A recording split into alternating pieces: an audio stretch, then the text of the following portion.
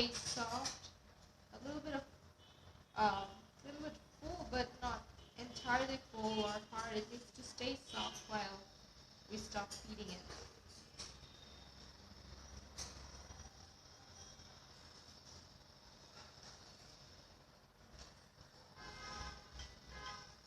We need to be careful that the food doesn't go all over its body. You can use a tissue to wipe the hand and also the beak if needed. So little by little, we don't have to rush.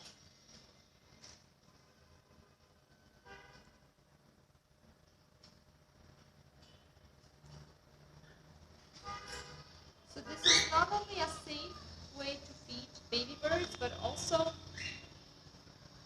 birds who are not used to spoon, birds who are too young to eat from the spoon, birds who are too weak to eat from the spoon. This is another way to feed. Besides the needle, besides the syringe, the dropper, the cathedral tube, any kinds of tools. Sometimes some tools are safe and some tools are not. So we need to be careful in terms of using a tool. And feeding through a tube, a syringe, is never safe. So a